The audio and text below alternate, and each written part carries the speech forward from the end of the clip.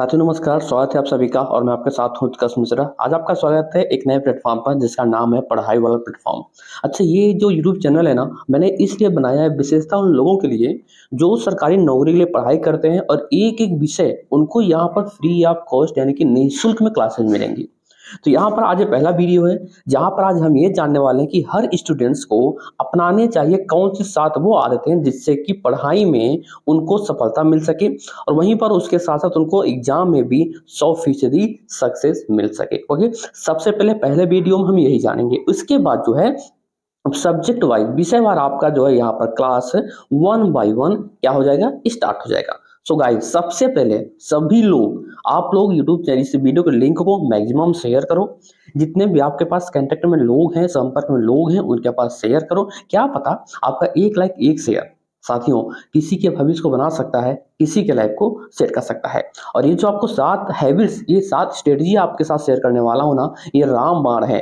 ये समझ लीजिए लक्ष्मण रेखा है। यदि आपने इस पर गौर कर लिया, इसको समझ लिया और आप इसको फॉलो कर गए तो आपकी सफलता की गारंटी 100% है।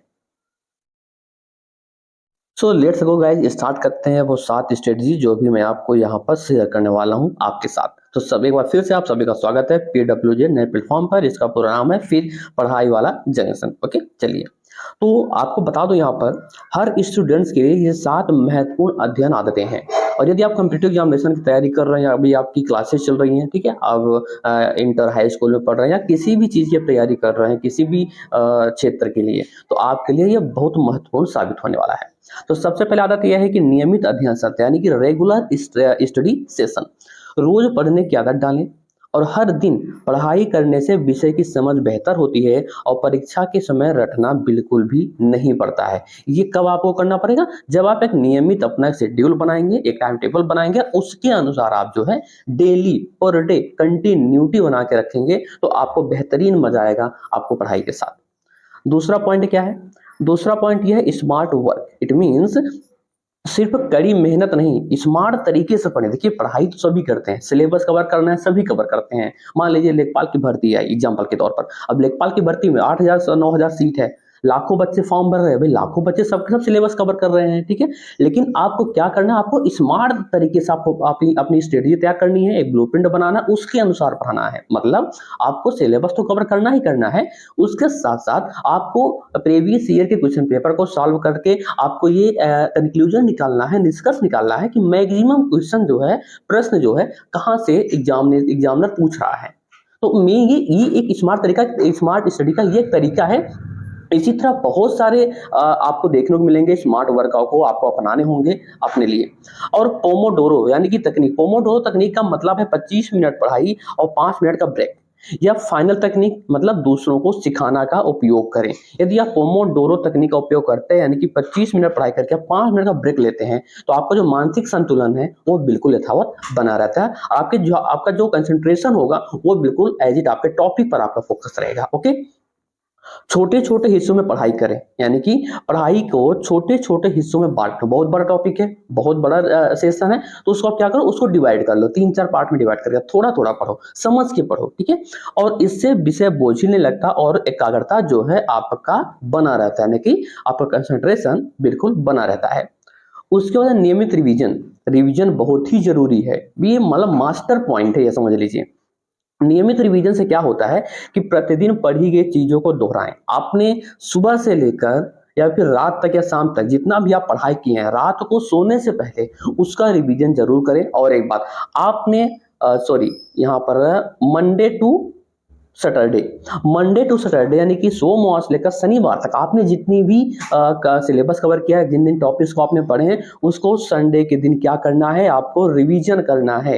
ये आपको जरूर करना है ताकि आपका पढ़ा हुआ आपको लंबे समय तक के लिए आपको याद रहे। ओके, तो प्रतिदिन पढ़ी गई चीजों को दोहराएं और यह स्पेस रिपीटिशन तकनीक को अपनाकर जानकारी को लंबे समय तक याद रखने में मदद करता है। अगला पॉइंट है स्वस्थ जीवन शैली यानी कि हेल्दी लाइफस्टाइल। देखिए नींद भी बहुत जरूरी होती है। ये नहीं कि मैं कहता कि 24 घंटे होते हैं तो आप 15-16 घंटा कंटिन्यू पढ़ाई करो, 3-4 घंटा सो लो, ऐसा नहीं है। हाँ, ये आइडिया आप तब अपनाना, ये मेथोडोलॉजी तब अपनाना भाई 3-4 घंटे सोने वाला, जब आपका एग्जाम आपके पास आ जाए, उस दौरान मतलब हफ्ते 10 दिन के लिए, ठीक है। लेकिन अभी यदि आपने पढ़ाई शुरू की है, कोर्स कवर करना शुरू किया है, तो भाई कम से कम मिनिमम आपको बता दूँ 6 घंटे की नींद तो कंपल्सरी है, ज़रूरी है। 6 घंटे की नींद आपको लेना ही लेना है। तो नॉर्मल बात करें तो 7 या 8 घंटे की अच्छी नींद लें, पौष्टिक भोजन का सेवन करें और पानी पीते रहें। पानी तो मैक्सिमम पिएँ, दिन भर में कम से कम आप बता दो कि 5 से 6 लीटर पानी आपको ज़रूर पीना चाहिए। उससे क्या होता है, आपका जो मानसिक स्थिरता है ना, वो अच्छे से बनी रहती है। और आपका शरीर जो है स्वस्थ बना रहता है। स्वस्थ शरीर ही बेहतर तरीके से केंद्रित हो सकता है। अगला है व्याकुलता मुक्त वातावरण यानी कि डिस्ट्रैक्शन फ्री एनवायरनमेंट।